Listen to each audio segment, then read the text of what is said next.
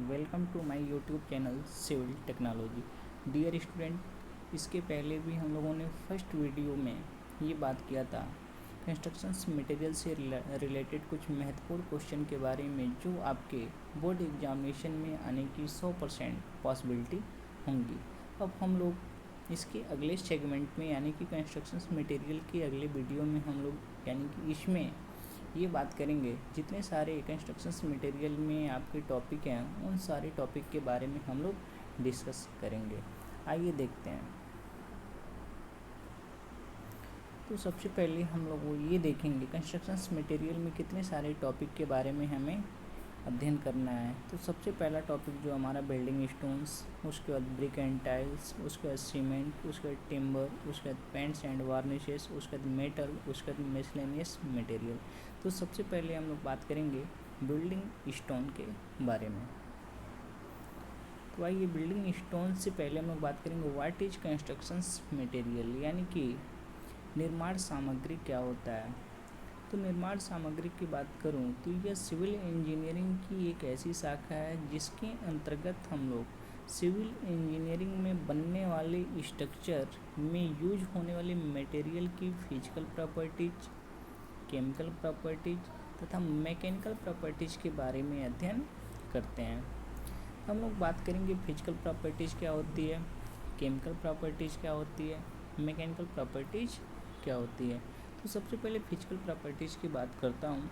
किसी भी मटेरियल की फिजिकल प्रॉपर्टीज वह प्रॉपर्टीज होती है जिस पे लोड लगाए बिना उस मटेरियल की अवस्था के बारे में जानकारी प्राप्त किया जाता है। इस प्रकार की प्रॉपर्टीज को हम लोग कहते हैं फिजिकल प्रॉपर्टीज। इसके अंतर्गत density, specific gravity, spoiling resistance आता है।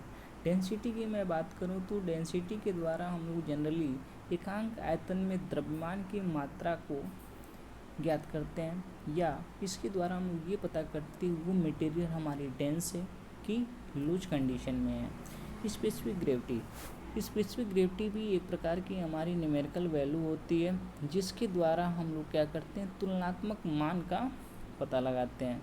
इसके अलावा एक होता हमारा स्पॉइलिंग रेजिस्टेंस।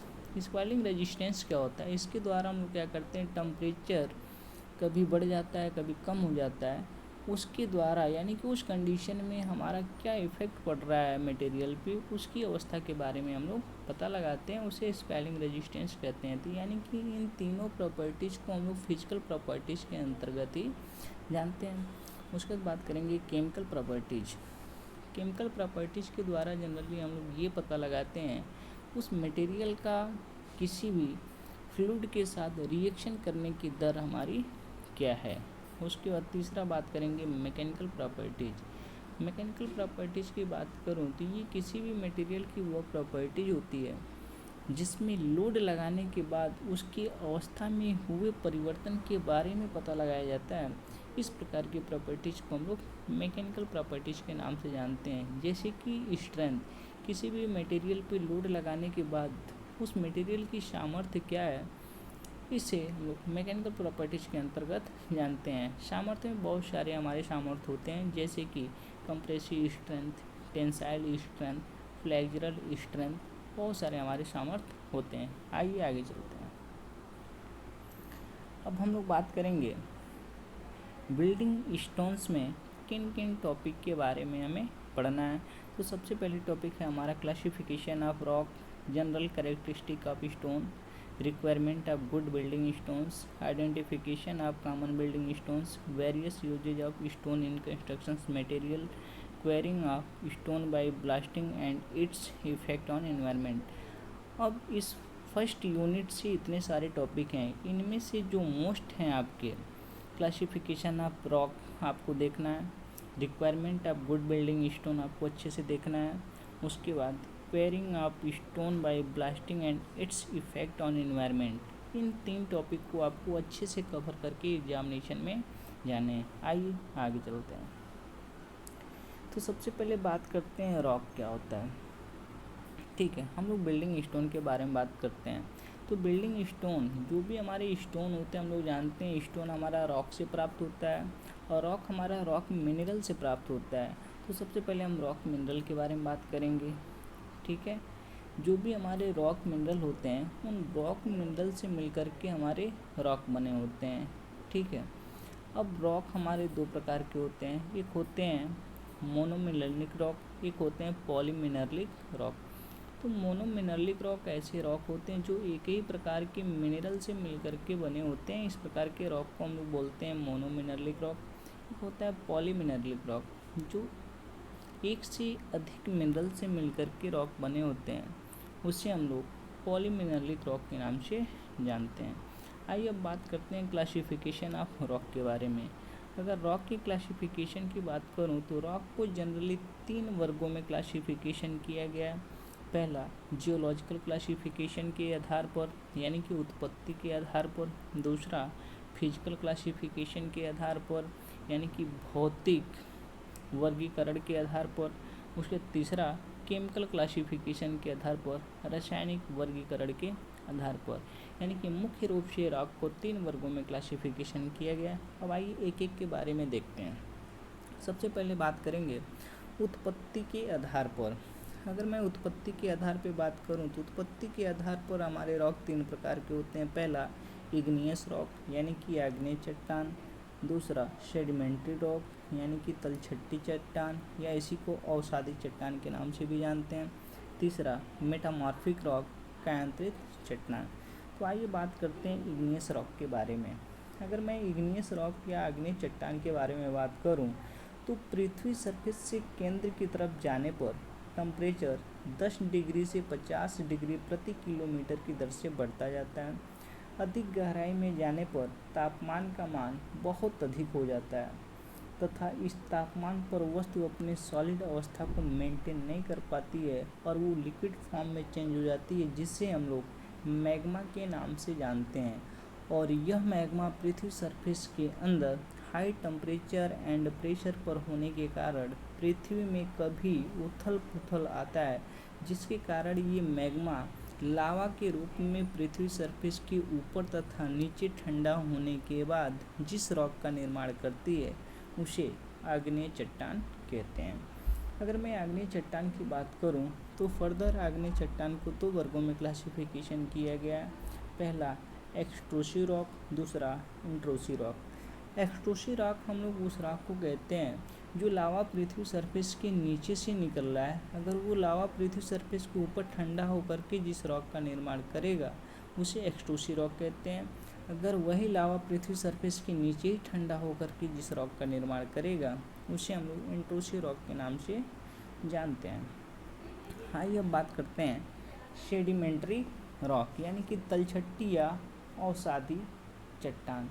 अगर मैं सेडिमेंट्री रॉक की बात करूं, ये इग्नियस रॉक के डिकम्पोजिशन से डिकम्पोज्ड पार्टिकल्स पानी के साथ नदियों से होते हुए समुद्रों में जाकर अवसादित होने के बाद जिस रॉक का निर्माण करते हैं उसे सेडिमेंट्री रॉक कहते हैं, या इसी को एक्वेस रॉक के नाम से जाना जाता है, या इसी को स्ट्रेटिफाई रॉक के नाम से जाना जाता है, या इसी को सेकेंडरी रॉक के नाम से भी जाना जाता है। फिर मैं बात करूंगा फर्दर सेडिमेंट्री रॉक को 3 वर्गों में क्लासिफिकेशन किया गया है। Chemical deposit rock, organic deposit rock और फ्रैगमेंटल रॉक। ठीक है, अब हम लोग बात करेंगे तीसरा मेटामॉर्फिक रॉक, यानी कि कायांतरित चट्टान के बारे में।